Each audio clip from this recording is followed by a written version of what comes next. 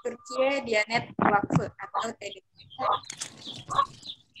Kalau di Indonesia huruf V itu kan dibaca lebih ke F ya, V gitu. Kalau misalkan di Turki itu V itu bisa jadi W, bisa jadi W. Misalkan di tulisan, kalau misalkan di kata-kata serapan bahasa Arab, biasanya W itu lebih ke W. Jadinya karena di sini Turkiye Diyanet Vakfı, waktu ini adalah serapan dari bahasa Arab, dibacanya waktu, bukan vakfı. Ini sekilas info aja. Oke, Turkiye Diyanet Vakfı. Apa sih Diyanet Vakfı itu? Turkiye Diyanet Vakfı itu. Dan beasiswa TDV itu apa? Boleh di next, Kak, slide-nya.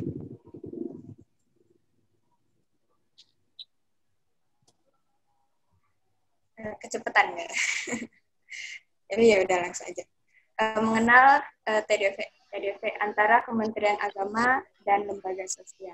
Jadi kalau misalkan teman-teman yang udah pernah dengar tentang beasiswa ini, pasti bakal sekali atau dua kali mendengar kalau ini adalah beasiswa dari Kementerian Agama, bahkan di poster juga tulisannya Kementerian Agama gitu kan. Sedikit meluruskan, sebenarnya TDV ini lembaga sosial. Karena TDV ini adalah lembaga sosial. Tapi dia di bawah Kementerian Agama Turki. Jadi kalau misalkan dibilang Kementerian Agama tidak sepenuhnya salah, tapi tidak benar juga. Jadi sebenarnya yang kasih beasiswa ini lembaga sosial. Lanjut. Nah,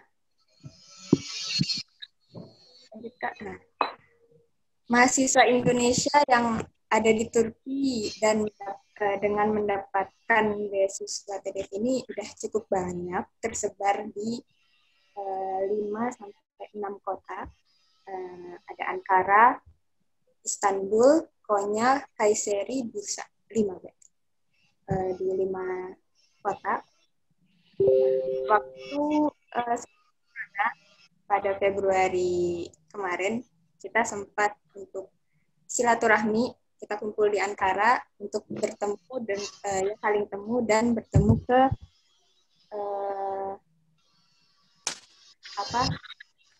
mudir kepala bagian, wakil kepala TDV, wakil kepala lembaga ini. Jadi di next, Kak.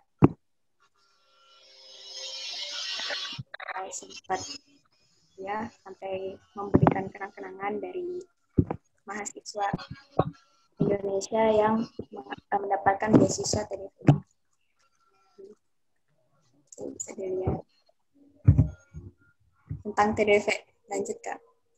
Ini TDV ini saya ambil dari website resminya TDV. Jadi belum sempat saya terjemahkan. Kurang lebih, jadi TDV ini adalah berlandaskan, di sini ada hadis insanların en hayırlısı insanlara faydalı olanlar. Adalah manusia yang paling baik adalah manusia yang memberikan manfaat memberikan faidah kepada manusia lainnya. Oleh dasar itu, maka TDV bergerak di bidang sosial. TDV ini diberikan untuk mendukung kegiatannya Kementerian Agama. Makanya nggak salah kalau misalkan disebut sebagai beasiswa Kementerian Agama, tapi tidak benar gitu.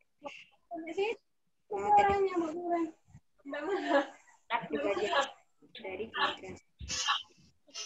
Kalau misalkan kita lihat website resminya TDV, itu yang pertama kali terlihat adalah, lanjut, Kak, di slide selanjutnya itu ada.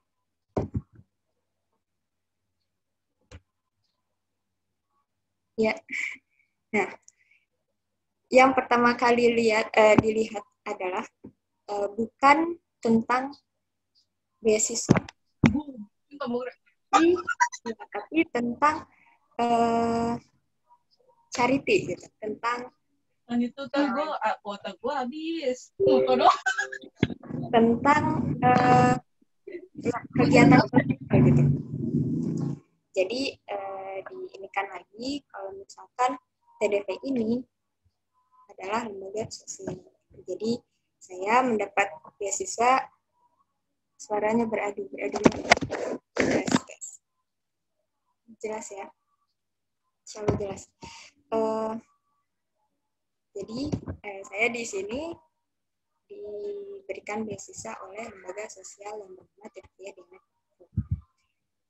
Lanjut Kak.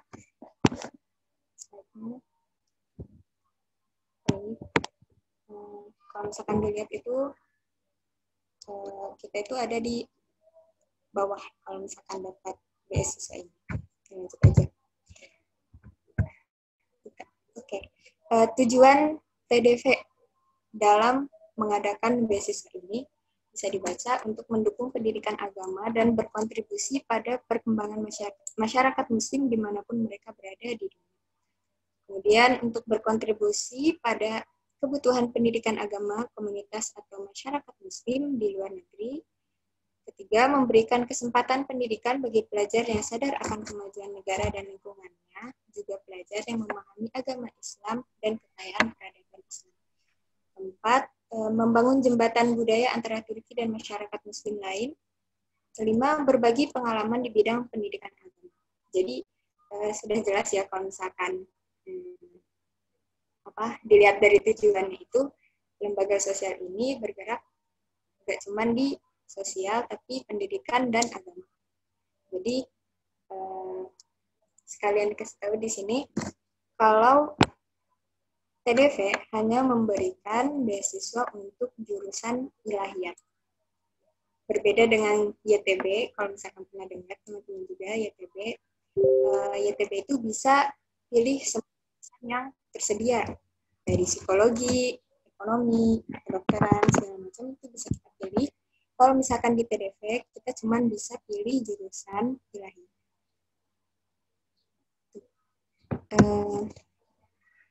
Itu lanjut Kak. Kan tadi udah kesebut tuh ilahiyat. Ilahiyat itu apa sih? Kalau misalkan teman-teman di sini pada baru pertama kali dengar ilahiyat itu apa? Apa itu ilahiyat? Belajar apa aja sih ilahiyat? Jadi ilahiyat itu kalau misalkan di bahasa Inggris kan, jadinya teologi atau ketuhanan gitu ya. Tapi sebenarnya kita bukan belajar tentang Tuhan gitu, enggak. Kita itu belajar tentang agama. Ilahiyat itu kalau misalkan di Turki lebih ke ini. Kita itu orang yang ilahiyat itu agama gitu. Jadi misalkan kalau ada orang Turki bilang ke seseorang, kamu ini agamis banget gitu. Mereka bakal bilangnya ilahiyat cesen gitu. Jadi kamu itu ilahiyat banget gitu. Kamu agamis banget. Jadi emang namanya itu agama. Kalau di Turki, kalau di bahasa Inggris kan putus-putus ya suaranya. Coba saya matikan video aja ya. Sebentar.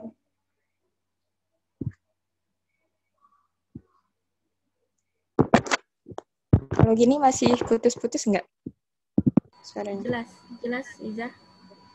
Oke, tadi ada yang bilang putus-putus. Iya. Jelas Kak. Oke. Jadi kalau misalkan ilahiyat itu bukan belajar ketuhanan tapi belajar agama. Tuh. Lanjut Kak, slide-nya.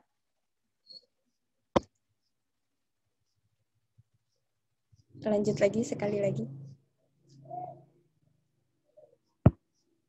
Oke, pendidikan di Fakultas Ilahiyat. Apa aja sih yang kita pelajarin?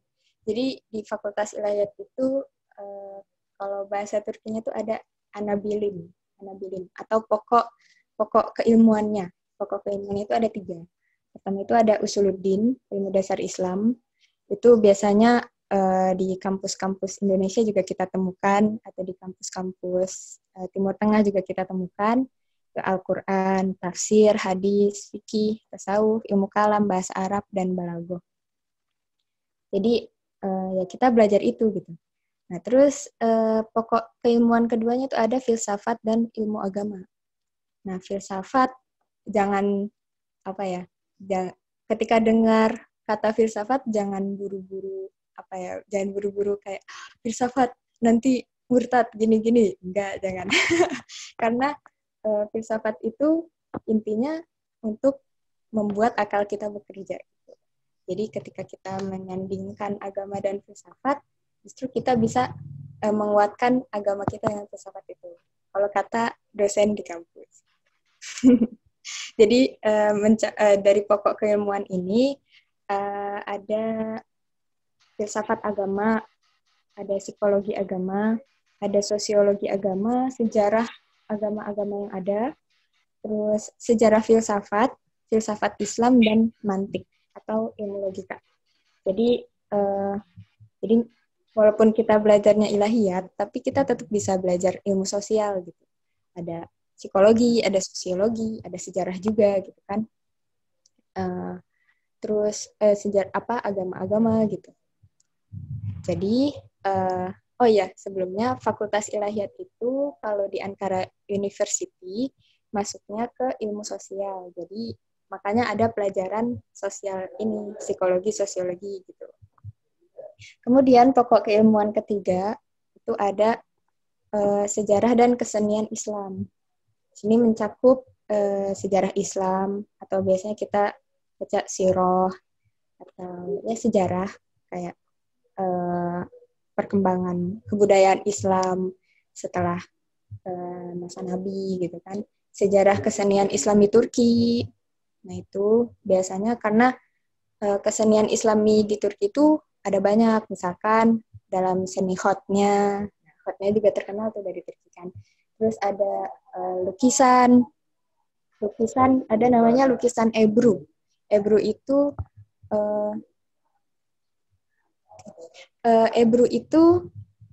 seni melukis di atas air. Kemarin teman saya bilang, iya jadi di Turki itu ada kesenian melukis di atas air. Katanya itu beneran beneran kesenian melukis di atas air atau pepatah gitu. Gitu kan. Terus habis itu beneran, nanti coba googling aja gitu ya. Nanti teman-teman di sini kalau penasaran sama Ebru juga bisa dilihat tuh di Google Ebru itu kayak gimana, atau di YouTube gitu kan, gimana cara melukis di atas air gitu kan. Terus selain itu dalam sejarah dan kesenian Islam ada sastra Islami Turki. Ini juga membahas, jadi setiap negara, setiap bahasa itu memiliki sastranya gitu kan ya. Dan biasanya akan dibagi lagi sastra Islam, sastra ini, sastra Jawa gitu kan. Nah, nanti di Fakultas Ilahiyat ini kita juga bakal belajar sastra Islaminya Turki. Biasanya terkenal itu kalau misalkan teman-teman pernah dengar ada syair-syairnya dari Jalaluddin Rumi, terus ada Yunus Emre. Kalau teman-teman di sini udah pernah searching sedikit tentang Turki, pasti yang keluar penyair-penyairnya salah duanya mereka gitu, Yunus Emre dan Jalaluddin Rumi. Kemudian ada musik agamis Turki. Jadi kalau misalkan musik agamis Turki itu lebih kayak nasyid-nasyidnya Turki, tapi jangan bayangkan nasyid modern seperti zaman sekarang ya, ada drumnya, ada gininya. Tapi musik kayak kita mempelajari makom misalkan azan di Turki itu ada khasnya. Jadi misalkan subuh makam ras atau zuhur makam sabah gitu. Jadi di Turki 5 waktu sholat makam azannya berbeda-beda. Nah, kita mempelajari itu. Lanjut Kak. Lanjut. Ini salah satu kelas di Ankara Univ ya. Ankara Univ. Aku lihat ini bersama teman-teman Turki sama Hoja. Hoja itu di sini guru, dosen, pokoknya orang yang berilmu lah. Kita panggil beliau-beliau ini Hoja. Hoja bukan Hoca. Kalau di Turki, C itu dibaca J. Ya. Lanjut, Kak. Hoja. Iya, Hoja. Oke. Kemudian, fasilitas apa aja yang diterima kalau misalkan kita dapat beasiswa TDP?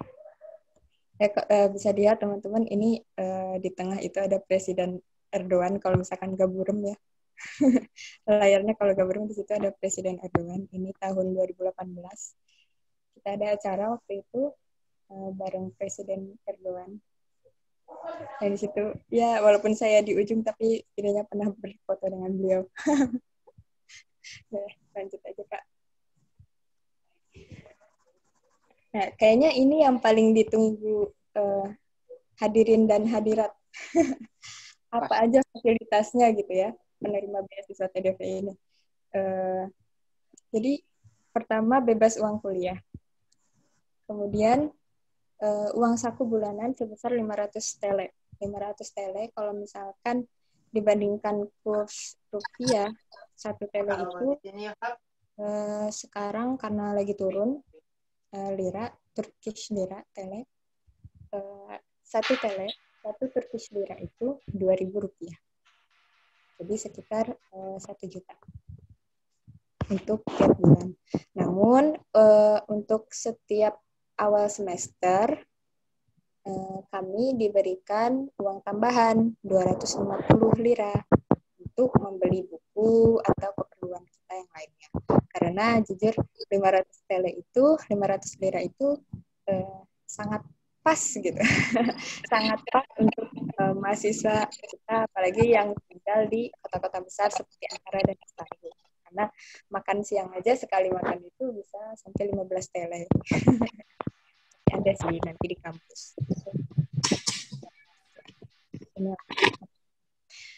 Kemudian ada asuransi kesehatan. Asuransi kesehatan yang kita dapatkan itu dari SGK, sama dengan YTB. SGK ini termasuk asuransi utama yang ada di Turki. Kemudian ada asrama, gratis asrama, dapat asrama. Tapi teman-teman, karena kita ini lembaga sosial, kita tinggal di asrama milik lembaga ini, milik TDV ini. Jadi bukan asrama kampus.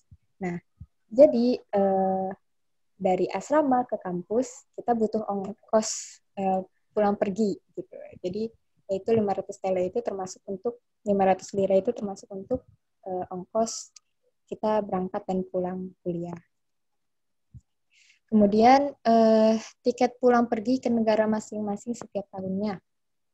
Ini alhamdulillah sekali sangat apa ya? Kalau jujur saya pribadi ini adalah pertimbangan saya ngambil beasiswa ini karena orang tua gitu kan kasihan. Udah ditinggal jauh kalau misalkan 1 tahun sekali gak pulang gitu. Ya gak tahu lah gitu kan. Orang tua. Jadi inilah yang paling alhamdulillahnya gitu dari beasiswa ini. Kemudian ada seminar pelajaran tambahan, kursus gratis dari TDV yang mendukung kegiatan akademik. Terus wisata bersejarah, ada winter dan summer camp, camp musim panas dan musim dingin. Ada yang bersifat wajib, ada yang bersifat tidak wajib. Kemudian ada fasilitas sebagai mahasiswa di universitas. Jadi misalkan di kampus punya ada fasilitas seperti olahraga, gedung olahraga, kemudian study tour, perpustakaan, segala macam, itu kita bisa terima juga. Karena kita terhitung sebagai mahasiswa normal gitu. Mahasiswa normal di kampus tersebut. Lanjut, Kak. Nah. Oke. Jadi kalau bedanya dengan YTB, tadi kan di awal juga sudah disebutkan, bisa milih berbagai jurusan yang tersedia. Dan seluruh universitas yang ada di Turki. Kalau misalkan TDP ini hanya untuk ilahiyat dan hanya untuk 7 universitas yang menjalani perjanjian atau kesepakatan dengan TDP. Ada 7. Ada Ankara University, saya di sana. Terus ada Ankara Social Bilimler University. Ankara lagi lu. Di Ankara juga. Kemudian ada di Istanbul ada 2 univ, ada Marmara University dan ada Istanbul University. Kemudian di Bursa ada namanya Uludağ University. Dan di Konya ada Metin University. Ada University. Itu jadi kita apply ini kita bisa milih 7. Jadi ya bisa lah. Tinggal kita lihat nanti kalau misalkan emang mau daftar, kita googling aja Ankara Univ, ratingnya segimana, grade-nya apa. Terus Marmara University, grade-nya apa. Itu bisa kita googling. Atau bisa follow IG Instagram PPI wilayah di Turki. Itu insya Allah udah lengkap sih di sana. Gitu. Oke, lanjut Kak.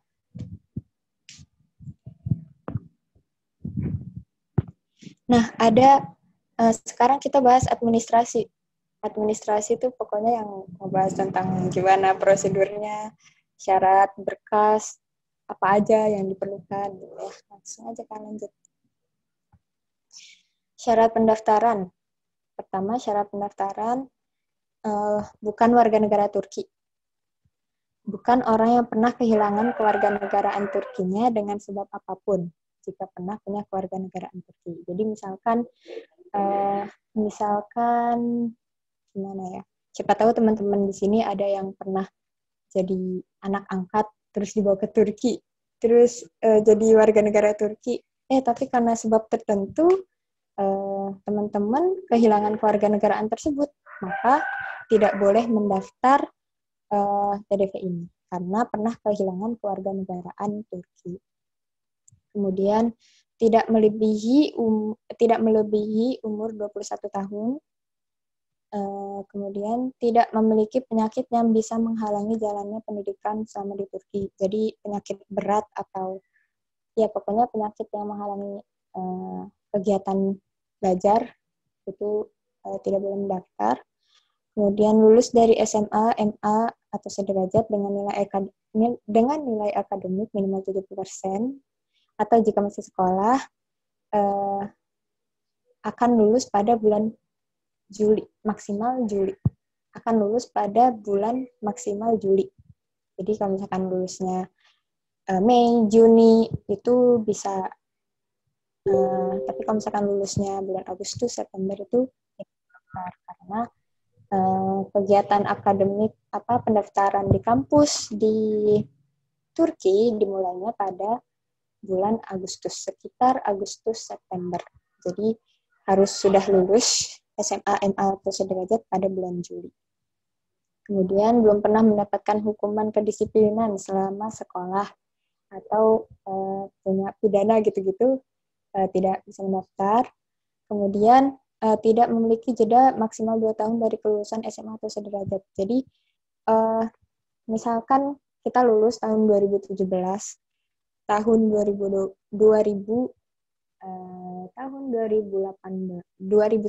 adalah tahun terakhir kita bisa daftar TDV. Terus, jika sebelumnya pernah mendapat beasiswa dari TDP, maka belum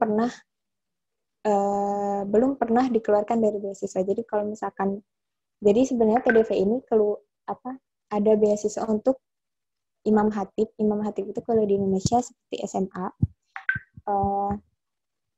kalau misalkan kita teman-teman pernah dapat beasiswa tersebut, maka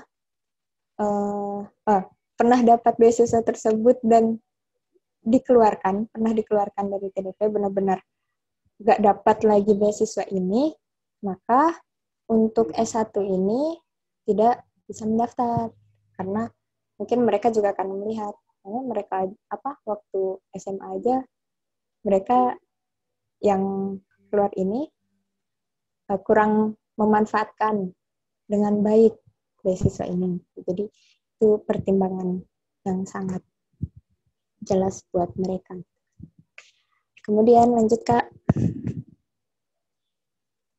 ada dokumen yang dibutuhkan saat mengisi aplikasi. Jadi sebelumnya TDV ini cara daftarnya sama, mirip seperti YTB, harus masuk ke website Dianet.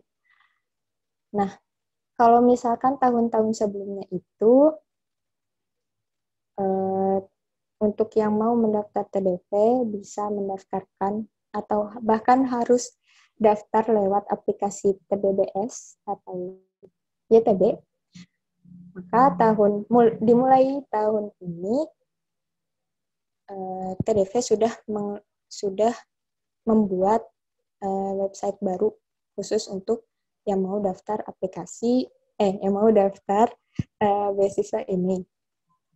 Nah, yang dokumen yang dibutuhkan nggak jauh beda dengan YTB. Ada file pas foto, scan identitas, bisa KTP, KK, atau paspor, ada scan ijazah, ada scan transkrip nilai kalau misalkan ijazah belum ada scan rekomendasi misalkan dari kepala sekolah atau dari tokoh agama tertentu. Tapi hati-hati dalam memilih orang untuk merekomendasi karena Turki ini sangat sensitif gitu terhadap golongan-golongan tertentu.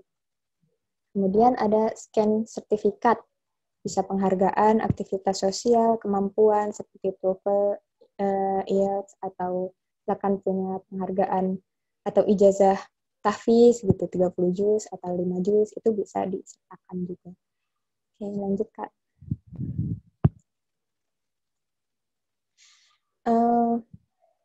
Kalau misalkan teman-teman mau daftar, bisa lihat link yang ada di tulisan di bawah. Itu ada tertulis ya. Atau enggak, kalau misalkan susah, cari aja kata kuncinya Türkiye Diyanet Vakfı atau TDV. Insya Allah keluar. Cari aja yang DBS itu. Ya, nanti tampilannya akan seperti ini. Kalau harus bikin akun dulu sama seperti YTB. Insya Allah kalau bikin akun mah bisa ya. Tinggal isi email, password, dan sebagainya. Nanti itu diikuti aja langkahnya. Ada pilihan bahasa di pojok kanan atas, bisa di situ kalau misalkan tiba-tiba keluarnya bahasa Turki. Itu bisa ada pilihannya bahasa Inggris atau bahasa Arab, bahasa Prancis, sama bahasa satu lagi. Ya itulah pokoknya ada. Oke. Lanjut Kak. Nah, pola pendaftarannya itu pertama kita kan isi aplikasi di website yang tadi ditunjukin. Nah, pertama jadi polanya itu mereka akan evaluasi, pihak TDV akan evaluasi, setelah evaluasi berkas-berkas, nilai, sertifikat, kemudian email segala macam mereka evaluasi dan bagus, mereka senang, mereka akan kirim email. Mereka akan kirim email untuk masuk ke wawancara. Jadi TDV ini yang khasnya adalah mereka berkomunikasi lewat email gitu. Jadi kalau misalkan teman-teman yang kemarin ada yang daftar, terus misalkan gak jelas atau gimana ya, ditunggu aja dengan sabar karena memang mereka itu komunikasinya lewat email gitu. Ya begitu. Terus kalau misalkan udah nanti diundang untuk wawancara lewat email, nanti akan di email tersebut akan diberitahukan di mana, kapan akan wawancaranya. Gitu. Biasanya kalau di Indonesia tuh ada dua tempat, ada di Aceh dan di Jakarta. Di Aceh, di sana kalau tidak salah ada lembaga kerjasama dengan TDV.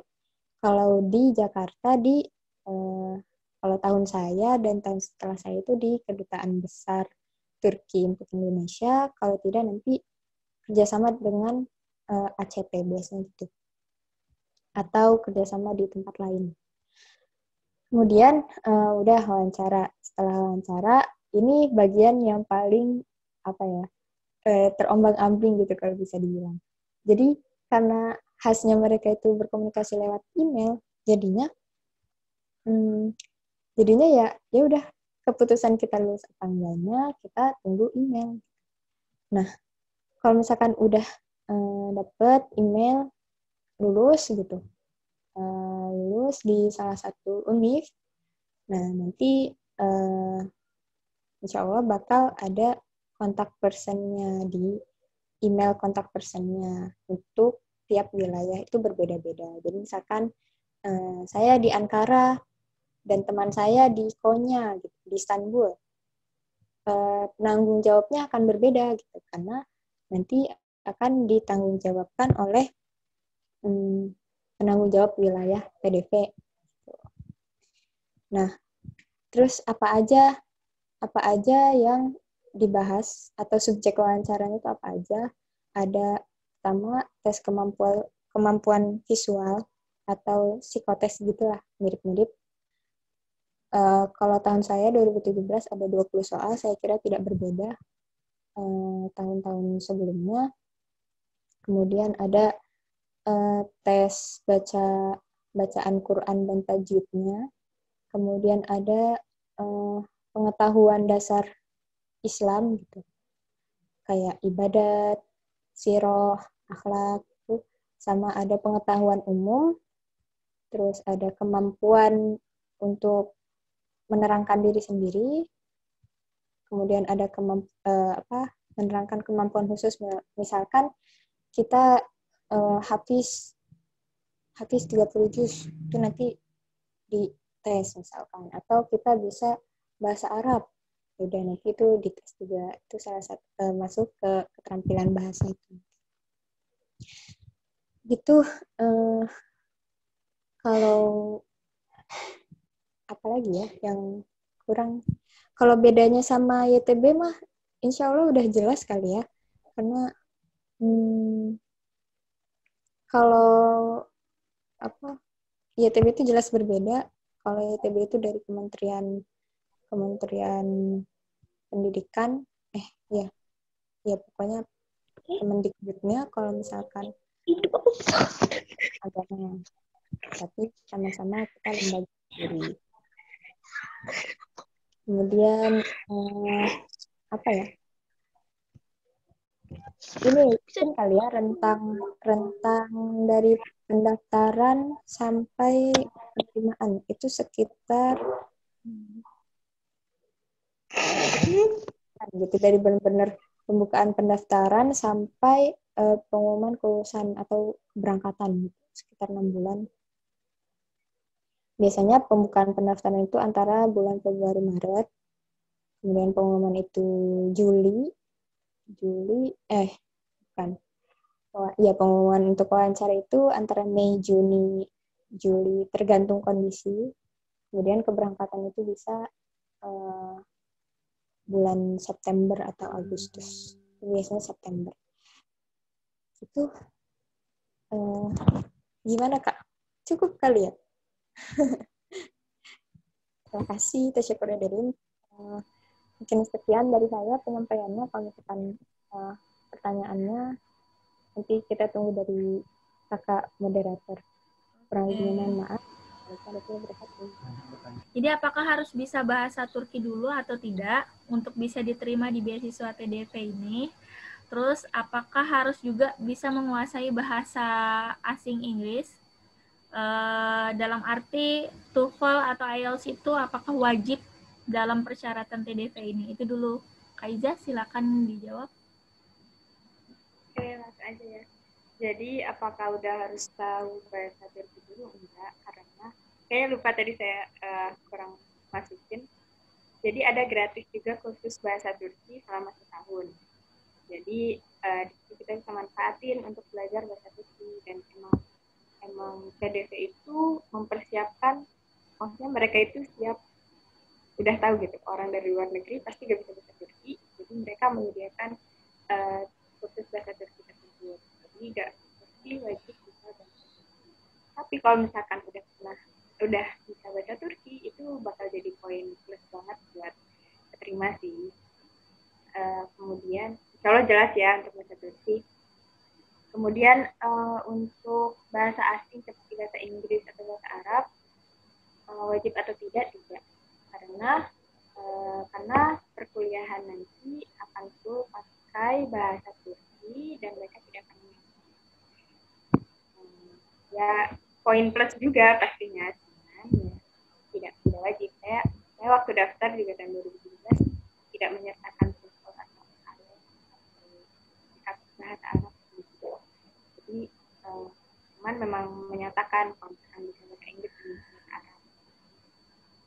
Oke, jadi mungkin kalau ada yang merasa terputus-putus, jadi tadi itu kesimpulannya nggak harus bisa bahasa Turki, nggak juga harus bisa bahasa Arab ataupun bahasa Inggris. Cuma kalau seandainya bisa itu berarti jadi poin plus ya.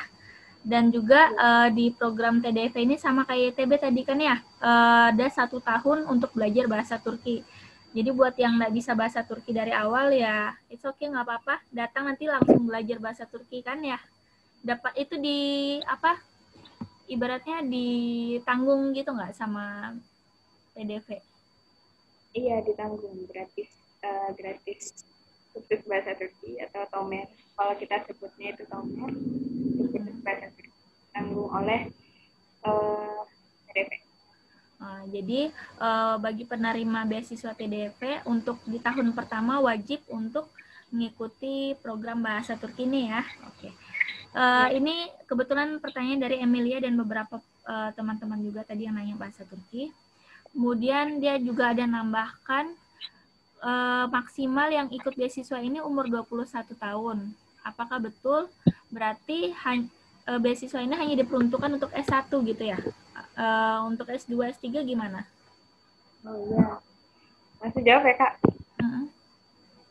Jadi ya untuk TDV ini hanya membuka beasiswa untuk orang asing ya, untuk jenjang SMA dan S1. S2, S3 ke atas, S2 ke atas belum ada. Jadi ya untuk yang S1 dulu.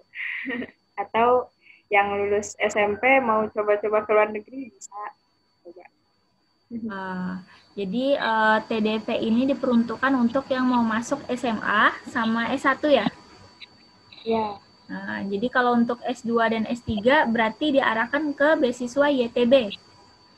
Ya, nah di YTB ini bisa juga pilih jurusan ilahiyat kalau misalkan emang mau pilih jurusan ilahiyat. Terus ini ada juga pertanyaan dari Depi, apakah ada ekstensi gitu dari D3 ke S1 gitu? Kan tadi TDV diperbolehkan untuk S1. Apakah bisa yang dari D3 daftar TDV untuk S1? Kalau dari pengalaman ada teman saya ada yang bisa, tapi ya itu nanti disetarakan dulu. Kalau misalkan memang bisa mungkin paling loncat tapi cuma 1 semester gitu. Teman saya juga ada, soalnya dia udah D2 atau D3 gitu. Dari India beliau juga ekstensi, dia samakan transkripnya dengan yang ada di sini. Terus ya udah, jadi dia cuma loncat 1 semester. Jadi cuma 1 semester ya? Iya. Tapi ya lumayan sih 1 semester juga. Ya, jadi setidaknya ada kesempatan lah buat yang D3 ya, buat lanjut S1. Oke, pertanyaan berikutnya untuk Mbak Iza. Ini dari Yusuf. Maaf Kak, kalau seandainya kita mendapatkan beasiswa, namun ketika kuliah nilai kita turun atau tidak memenuhi syarat seperti itu, apakah beasiswa kita akan dibatalkan?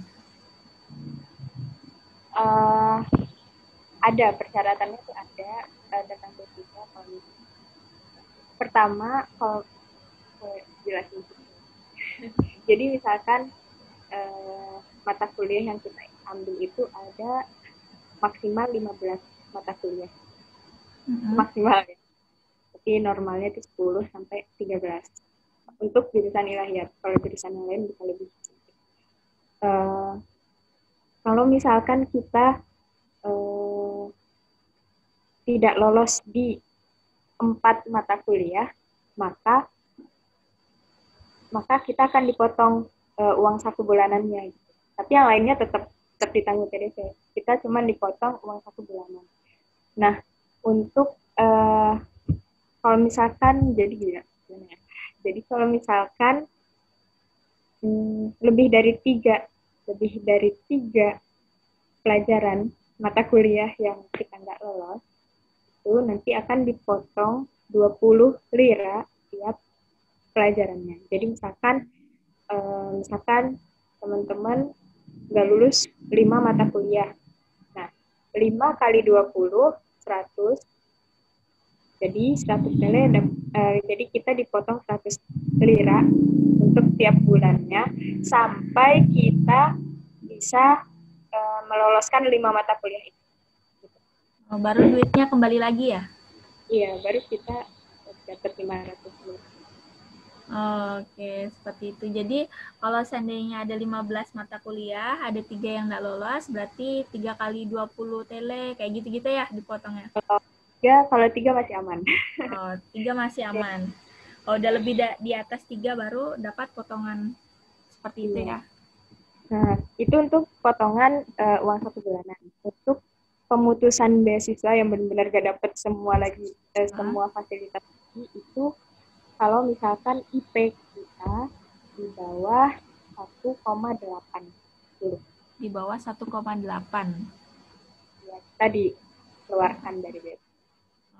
Jadi kalau kita mau lanjut kuliah dengan biaya sendiri bisa, cuman TDP tidak akan menanggung lagi karena di bawah yang tersebut. Seperti itu, oke. Oke, selanjutnya pertanyaan ini ada beberapa yang berkaitan dengan berkas. Ini ada dari saya gabungkan aja ya karena kurang lebih pertanyaannya. Ini dari Nur Rahma dan juga ada Haya Ferdi berkaitan dengan berkas. Apakah hanya ada seleksi berkas saja, tidak ada kayak semacam seleksi wawancara seperti itu, Kak Iza? Ada wawancara setelah yang lulus berkas. Terus untuk tips bisa lulus seleksi berkasnya itu apa aja nih yang diperlukan? Dokumen tambahan apa yang kira-kira bisa buat nilai tambah biar bisa lolos kayak gitu? Sebenarnya itu urusan TDV ya, jadi saya juga nggak tahu gitu, itu dapurnya TDV gitu. Tapi di setiap aplikasi ini tuh pasti ada letter of motivation atau ya motivasi.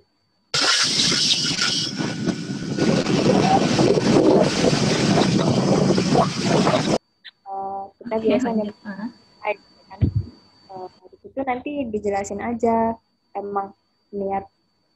Nanti itu biasanya pertanyaannya gimana ya, kalau yang baru saya kurang tahu, tapi di situ nanti kita coba lihat aja tujuan dari TDV mengadakan beasiswa itu apa, sama motivasi kita itu kalau bisa selaras.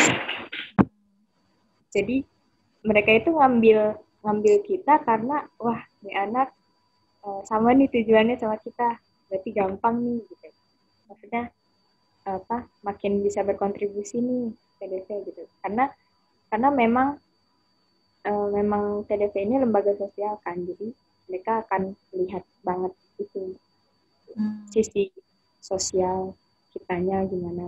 Mungkin itu ya, ini opini saya, walau alam. Kalau misalkan beneran apa enggaknya itu dapurnya TDV, saya nggak tahu, tidak tahu menahu. Jadi kalau menurut saya sih gitu. Kalau menurut saya gabungkan di esainya itu antara agama, sosial dan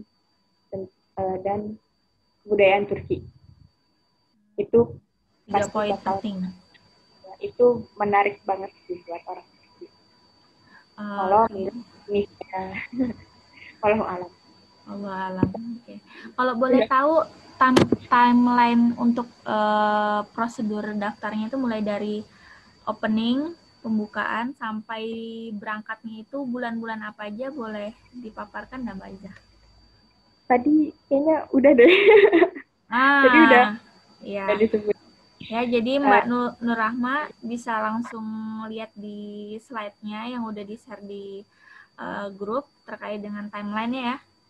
Oh, timeline enggak, saya tulis tadi saya udah. Ini pendaftaran, saya sebutin lagi ya. Pendaftaran antara yang pendaftaran ini, maksud saya pendaftaran adalah apply berkas-berkas di website ya. Itu antara bulan Februari Maret. Terus setelah itu evaluasi, kemudian ada panggilan wawancara. Panggilan wawancara biasanya itu setelah bulan Mei atau bulan atas gitu, Mei, Juni, Juli gitu. Tapi kadang juga ada Agustus. Itu nanti tergantung emailnya aja dilihat lagi, karena PDP ini lihat situasi kondisi. Ya. Misalkan tahun ini karena ada corona, mereka wawancaranya bulan apa kemarin, Agustus kalau nggak salah, Agustus apa Juli akhir gitu. Kemudian itu panggilan wawancara. Kemudian pengumuman kelulusan biasanya itu bulan Agustus atau September. Karena pendaftaran ke kampus di Turki itu biasanya buka pada bulan Agustus dan September. Atau yang Juli juga. Juli juga ada, itu jarang, biasanya Agustus September. Gitu. Terus keberangkatan kalau misalkan lancar sekitar bulan September, ya akhir Agustus juga mungkin bisa, awal September, Oktober, Agustus, September, Oktober itu bisa. Kemungkinan berangkatnya ya. Oke. Pertanyaan selanjutnya ini dari Muhammad Roini. Saya ambil satu aja karena yang pertanyaan pertama udah dijawab. Yang kedua itu saya dengar kalau kuliah di sana apa harus bekerja separuh waktu? Maksudnya ini apa boleh kerja paruh waktu gitu? Kuliah sambil kerja gitu mungkin. Kalau menurut pengalaman pribadi saya sih tidak akan waktu di sana itu sayang kalau misalkan dipakai untuk kerja paruh waktu, mending untuk mempelajari semua. Jadi memang kita tuh di sana buat belajar gitu, bukan buat cari uang gitu. Karena itu juga disampaikan dari pihak TDP, udah kalian gak usah kerja, maksudnya kalian udah dikasih tiket pulang pergi gitu, udah dikasih uang bulanan 500 tele, udah dikasih asrama gratis, uang kuliah gratis, segala macam, bukan buat kerja lagi, bukan buat cari uang, tapi buat belajar. Jadi manfaatkan benar-benar, lebih baik ikut seminar, simposium, atau organisasi gitu. Jadi kalau dari saya pribadi sih tidak menyarankan untuk kerja part-time, tapi bisa-bisa aja. Kalau misalkan bisa bagi waktunya. Bisa bagi karena waktunya. Kuliah pakai bahasa Turki, karena kita akan ya lebih banyak gitu. Belum baca bukunya segala macam. Oke. Kalau menjawab sekali ya. Oke, selanjutnya dari Nur Fahrinisa. Apakah di Turki itu ada program tahfiz Qur'annya gitu nggak? Kak Iza? Tahfiz Quran ada banyak. Heeh. Bahkan dari TDP sendiri itu biasanya ada pelajaran gitu di asrama. Setelah pulang kuliah kita harus ikut beberapa pelajaran. Itu ada salah satunya Al-Quran. Kalau misalkan bacaan kita udah bagus, kita bisa setor hafalan ke guru yang disediakan oleh TDP. Atau kalau misalkan kita mau cari guru tahfiz lain, bisa. Biasanya itu ada syekh atau syekhah di Turki, kita bisa setor hafalan mereka. Tapi kalau misalkan mau yang benar-benar dapat sanad atau gimana, banyaknya itu di Istanbul. Di Istanbul itu karena banyak syekh dari Mesir, dari Arab gitu di Istanbul. Jadi bisa sambil ambil ilmu dari beliau-beliau. Kalau di Ankara memang kurang, kalau di kota-kota lain. Tapi kalau di Istanbul itu lebaran ustazah. Jadi ada jawabannya. Iya, alhamdulillah ya ada program tahfiz Qurannya juga ternyata. Oke, ini kebetulan ada yang ingin memberanikan diri, mau langsung nanya. Boleh ya Kak Iza ya? Ini Mbak Ica Anissa mau raise hand. Silakan, boleh muncul suaranya? Iya Kak. Iya. Syukur dari. Ija dari udah mulai bisa ya bahasa Turki. Monggo kalau mau langsung nanya. Iya Kak. Gini Kak, sebenarnya bisa ada 2 pertanyaan. Yang pertama itu untuk yang tahun kemarin atau beberapa tahun belakangan ini Kak, yang mendaftar calon mahasiswa Indonesia itu berapa banyak Kak? Terus berapa kuotanya yang diterima Kak, khusus untuk Indonesia? Yang kedua pertanyaannya Kak, apakah ada semacam kemarin bisa ada ikut beberapa webinar, itu ada beberapa pajak kayak HP ataupun laptop, atau ada beberapa pajak tanggungan kita sebagai mahasiswa asing di negara Turki itu Kak, apakah ada kita bayar secara sendiri Kak itu Kak? Ya, boleh. Jelas. Silakan dijawab. Suaranya jangan-jangan Putus-putus ya. Terima banyak ya Kak. Jadi ya, sama-sama. pertama tadi awal ingat pertanyaan kedua dulu ya. Untuk pajak HP atau pajak segala macamnya, iya ada di Turki itu ada pajak HP untuk bayar email. Itu memang harus dibayar sendiri dan TDP tidak menanggung itu karena memang mahal gitu. Sekarang kalau tidak salah info terakhir yang saya dapat itu untuk satu emailnya 1.600 ya Kak? 1.600 tele. 100 lira untuk satu email gitu. Jadi itu mahal. Kalau misalkan kita mahasiswa yang di sana ngakalinnya, kalau misalkan belum diblokir, lanjut aja terus. Soalnya ya itu mahal banget gitu.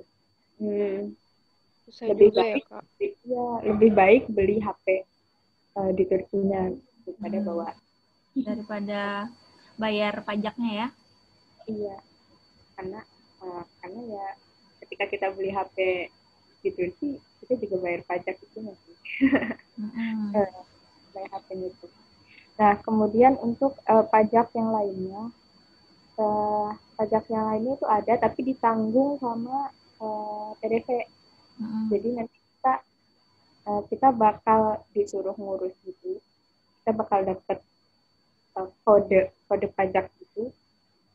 Itu nanti kita cuma ngurus itu, nanti nomornya kita kasihin ke TDP, kita udah lepas tangan. Jadi benar-benar tinggal kita nikmatin aja.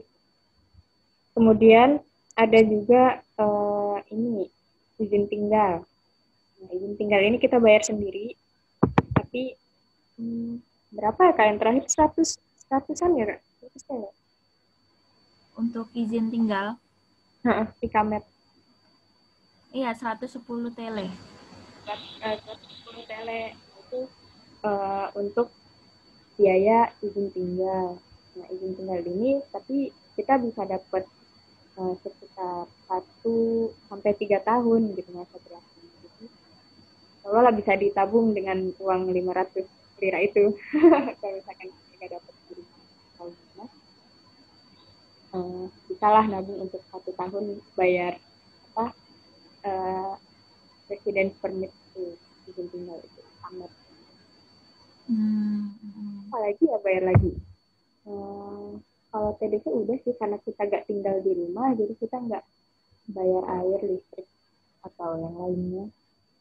Udah sih itu aja. Ini ada pertanyaan untuk terkait tempat tinggal. Apakah tempat tinggalnya itu khusus untuk penerima TDV atau ini ada gabung gitu sama beasiswa lain? Jawab yang ini dulu ya, tadi pertanyaan pertama kayaknya belum. Oh iya, yang pertanyaan pertama yang berapa saingannya itu ya? Boleh, monggo. Berapa saingannya sebenarnya saya pribadi juga kurang tahu. Tapi kalau misalkan yang keterima, kalau dilihat dari tahun-tahun sebelumnya, itu yang keterima bisa 6 sampai 10 orang untuk S1. Dari kalau misalkan pendaftar, saya kurang tahu karena bukan saya yang olah data gitu, itu dapurnya TDP. Terus tapi kalau misalkan lihat dari yang diterima di Turki lewat TDP untuk orang Indonesianya saja itu S1 6 sampai 10 orang. Coba menjawab ya. Tadi Kak apa yang rumah ya? Yang rumah. Jadi asrama TDP itu karena asramanya lembaga, jadi termasuknya asrama swasta. Jadi siapa aja bisa tinggal di situ. Jadi gak cuma penerima beasiswa TDP aja yang tinggal di situ. Jadi ada orang Turkinya, ada orang misalkan ada orang YTB yang keterima YTB tapi asramanya mau di TDP bisa. Kalau misalkan diterima dari YTB-nya gitu. Ada yang kayak gitu. Jadi terbuka untuk umum asramanya. Cuman memang mayoritas asramanya untuk penerima beasiswa TDP. Tapi ada beberapa kota yang belum punya asrama sendiri, belum punya asrama milik TDP sendiri. Jadi TDP kerjasama sama asrama swasta lainnya. Tapi insya Allah fasilitasnya sama. Jadi nggak usah khawatir lah tentang tempat tinggalnya TDP. Dan itu juga udah ditanggung ya. Iya. Oke. Selanjutnya pertanyaan dari ini acak ya Mbak Iza ya, soalnya ada yang beberapa yang sama. Ini dari Wita Hoirah. Hai Ablah, ya dipanggil Ablah ya. Izin bertanya, ada tuntutan nggak dari universitas kalau kita sudah lulus? Maksudnya apakah kita harus tetap stay di Turki atau ada tuntutan lain? Ini mungkin persepsinya kalau kita keterima beasiswa ini, apakah ada syarat setelah lulus dari kampus ini, apakah kita harus ada kontrak kayak gitu atau enggak gitu? Oke, langsung jawab ya. Tidak ada, bahkan malah disuruh pulang gitu. Udah pulang aja, bangun lingkungan kamu, bangun negara kamu gitu. Jadi ngapain stay di Turki gitu. Jadi malah disuruh pulang. Jadi kalau udah lulus tuh langsung dikasih tiket pulang ya? Ya, langsung dikasih tiket pulang. Mungkin menjawab insya Allah. Insya Allah menjawab. Oke. Ini pertanyaan dari Farid Irsyad. Kalau kita keterima di TDV, apakah bisa pindah ke YDV? Ini maksudnya YDV apa ya? Ada kah istilah YDV-nya Mbak Iza? Kayaknya YTB dia. Oh, maksudnya YTB. Nah, itu kira-kira bisa nggak? Misalkan pindah gitu, beasiswa. Kayaknya sih harus daftar dari awal. Kurang tahu juga. daftar YTB itu ada persyaratannya juga kan. Nah, itu harus dilihat lagi gitu. Kalau misalkan pindah beasiswa, misalkan kita bilang ke TDV-nya mau pindah ke YTB gitu, ya nggak bisa lah. Jadi kalau misalkan emang mau pindah ke YTB ya daftar dari awal gitu. Tapi harus dilihat juga persyaratan di YTB-nya kayak gimana. Apakah kalau misalkan kita sudah ada di Turki dan menerima beasiswa lain bisa mendaftar, itu kan kita harus lihat lagi. Insya Allah menjawab ya. Insya Allah menjawab. Syukran. Kemudian, oke. Mungkin ini 2 pertanyaan terakhir ya. Kita ambil pertanyaannya.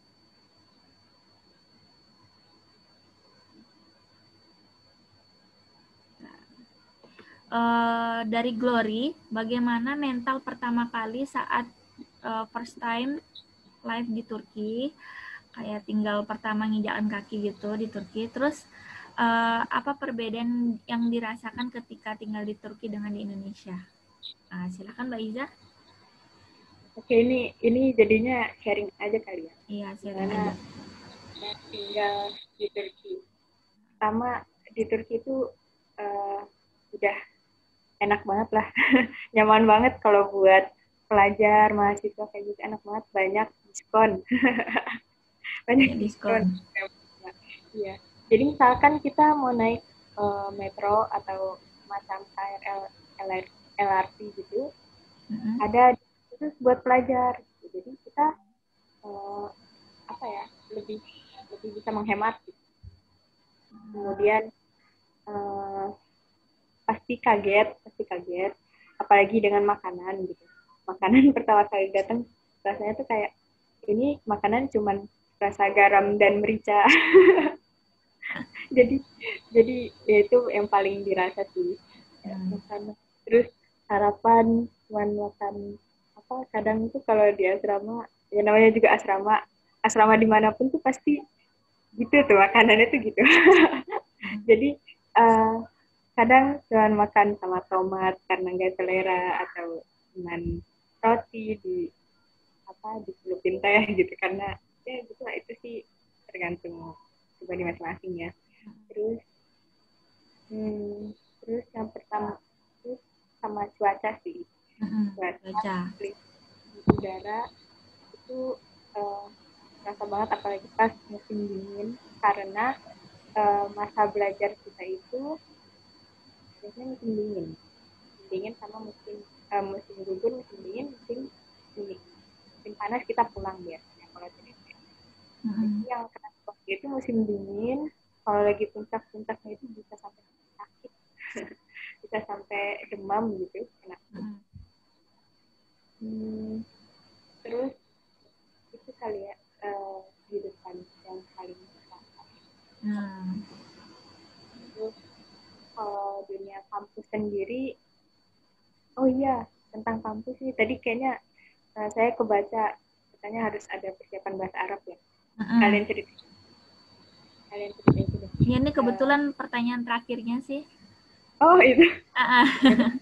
Jadi ini dari Wita Khoiro. Katanya kalau dengar-dengar ada program belajar bahasa Arab.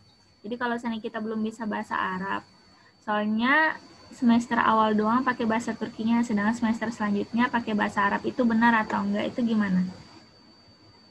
Ada benarnya, ada salah. Jadi pertama Iza sendiri, jatah waktu kita di Turki itu dari TDP adalah 6 tahun. 1 tahun pertama untuk bahasa Turki, Tomer tadi itu, dan tahun kedua bahasa Arab bagi yang belum bisa bahasa Arab. 4 tahun untuk sarjana. Nah, untuk sarjana, program sarjananya 4 tahun. Nah, habis Tomer ini, biasanya kalau semua kampus ilahiyat di Turki itu pasti punya tes kemampuan bahasa Arab. Gitu. Kalau misalkan kita bisa bahasa Arab dan lulus tesnya, kita bisa gak bahasa Arab dulu, gak persiapan bahasa Arab dulu. Jadi bisa langsung ke semester 1. Nah, kalau misalkan kita belum bisa bahasa Arab, jangan khawatir, kita bisa ikut 1 tahun bahasa Arab itu. Tapi yang perlu digarisbawahi, 1 tahun bahasa Arab itu adalah program dari kampus, bukan program dari TDV. Ya, jadi setiap kampus yang punya fakultas ilahiyat, mereka pasti ada persiapan bahasa Arab. Mau itu program mandiri, mau program YTB, mau program TDV, pasti ada persiapan bahasa Arabnya dulu. Gitu. Nah, tapi kita bisa milih, kalau misalkan kita punya skill bahasa Arab, kita bisa loncat. Kalau misalkan nggak punya, udah kita bahasa Arab dulu. Terus untuk penggunaan kuliahnya, kita untuk TDV ini,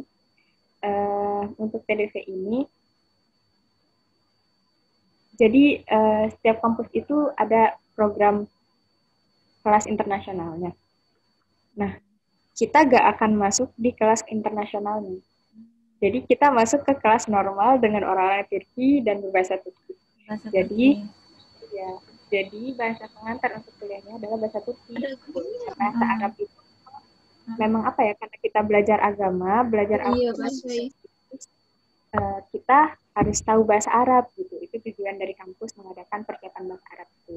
Tapi kuliah normal kelasnya itu pakai bahasa Turki. Kalau di tulisannya sih 70% bahasa Turki, 30% bahasa Arab. Ya, tapi 30% bahasa Arabnya itu ya Quran hadisnya itu gitu. Jadi tetap aja kayak 100% bahasa Turki gitu. Bahkan kadang ya ada dosen yang bacain ayat Al-Qur'an tapi nggak bahasa Arabnya, langsung bahasa Turkinya. Jadi kalau menurut aku pribadi yang harus kita tekenin itu yang bahasa Turki, kursus bahasa Turki tahun pertama itu. Karena bahasa Arab ya itulah. Terus apalagi ya? Nah, kalau saya pribadi itu alhamdulillah sudah bisa bahasa Arab. Jadi langsung semester 1 loncat ke semester 1. Jadi saya 1 tahun. Oh, Masya Allah. Itu kalau seandainya belum bisa, harus kursus bahasa Arabnya itu apa masih dalam tanggungan TDV? Harus kursus bahasa Arab itu, tapi dalam tanggungan TDV. Masih ditanggung. Nah, persiapan bahasa ini adalah programnya kampus, jadi ditanggung oleh TDV. Kan tadi di awal dibilang ini ya fasilitas gratis biaya kuliah, karena bahasa ini adalah program kuliah, jadi ditanggung oleh TDV. Oke, seperti itu. Terima kasih Mbak Iza udah menjawab. Lumayan juga sih banyak pertanyaannya, sampai udah bingung mau buka sesi berapa. Jadi karena juga keterbatasan waktu, mungkin dari Mbak Iza bisa kasihkan closing statement buat para peserta webinar.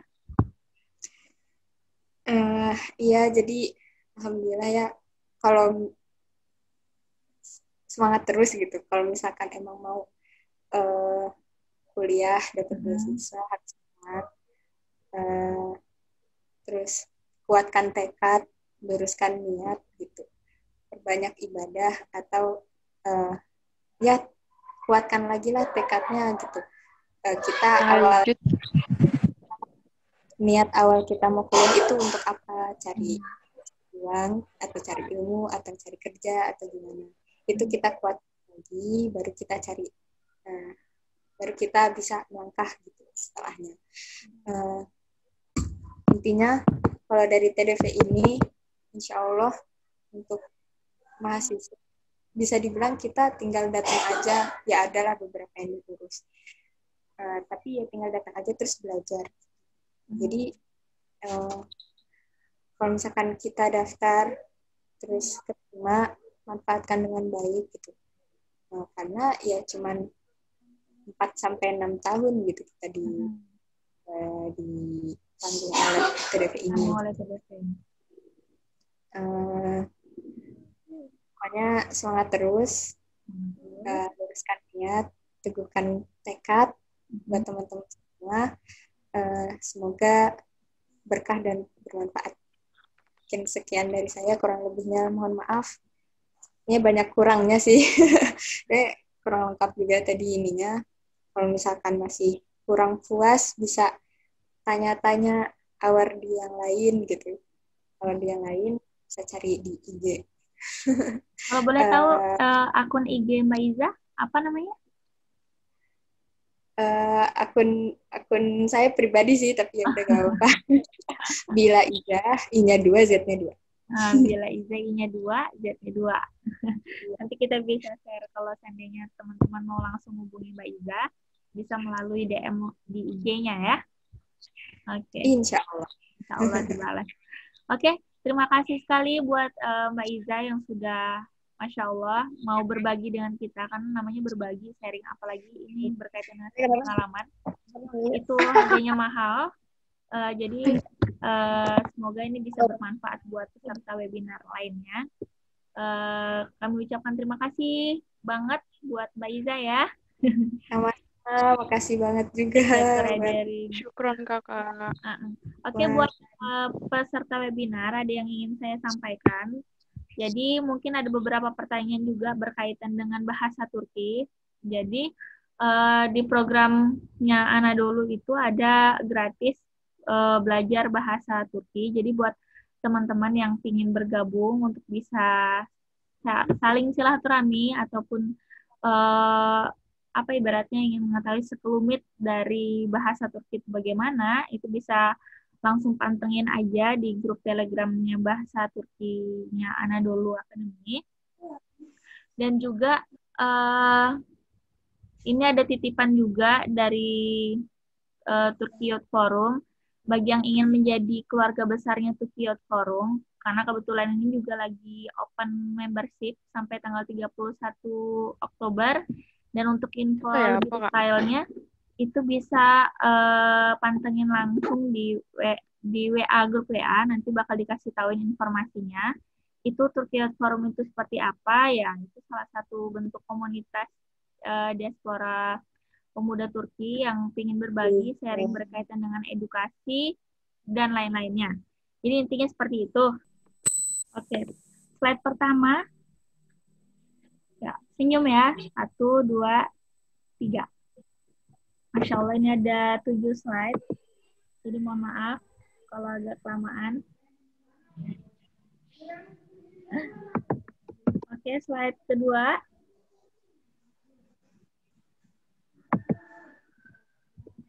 Satu, 2, 3. Oke. Masukin lagi.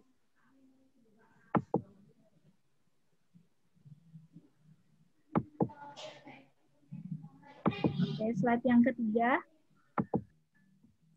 1, 2, 3. Oke. Slide keempat. 1, 2, 3. Oke, slide kelima. 1, 2, 3. Yap. Slide ke-6. 1, 2. Oke.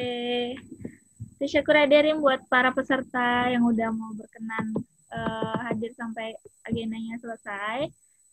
Dan buat pertanyaan yang belum terjawab, nanti ada rekaman chatnya. Nanti mungkin dari panitia bisa ibaratnya menjawab satu-satu pertanyaan yang mungkin belum terjawab, biar memenuhi hasrat dari penanyanya. Jadi semoga bisa bermanfaat. Alhamdulillah akhirul kalam selesai juga acara webinar kita hari ini. Semoga apa yang sudah didapatkan buat teman-teman ini bisa bermanfaat. Saya selaku moderator, amin. Mohon maaf apabila ada salah kata, salah dalam mengatur jalannya acara, karena memang model Zoom ini agak sedikit ribet ya. Jadi mohon dimaafkan. Terkait sinyal lokal dan sebagainya. Dan buat yang belum sholat, silahkan monggo dipersilakan untuk sholat asar ya di sana. Dan semoga Allah mengampuni dosa kita dan kesalahan kita semua. Amin. Semoga kita Amin, bisa Allahumma bertemu amin. di webinar selanjutnya ya. Insya Allah kita akan ada webinar selanjutnya. Guru suruh semuanya. Guru surut. Terima kasih dari Miza. Terus Dari Iza Abla. Terima kasih Kak. Syukron kakak. Ya, Syukron kakak, syukron. Assalamualaikum. Afwan. Secular Ederim kakak. panjang umur Kak. Izin live Kak. Amin. Sampai bertemu di Turki kak. Amin. Ditunggu. Ya bisa kan? Semoga bisa nyusul. Amin. Amin. Ditunggu ya semuanya. Amin. Semoga bisa nyusul ke Turki kak. Amin. Amin. Semoga lepas corona ini semua bisa berangkat ya ke Turki. Amin. Langsung Hagia Sophia. Amin. Jawab, Kak. Selamat di sana. 2021. Amin. Ya. Sekalian bawa jodohnya. Amin. Amin. Oke, silakan yang mau live boleh. Assalamualaikum. Waalaikumsalam. Waalaikumsalam. Waalaikumsalam. Aman. Assalamualaikum warahmatullahi wabarakatuh. Waalaikumsalam warahmatullahi wabarakatuh. Duluan ya, Kak. Iya, silakan duluan. Monggo.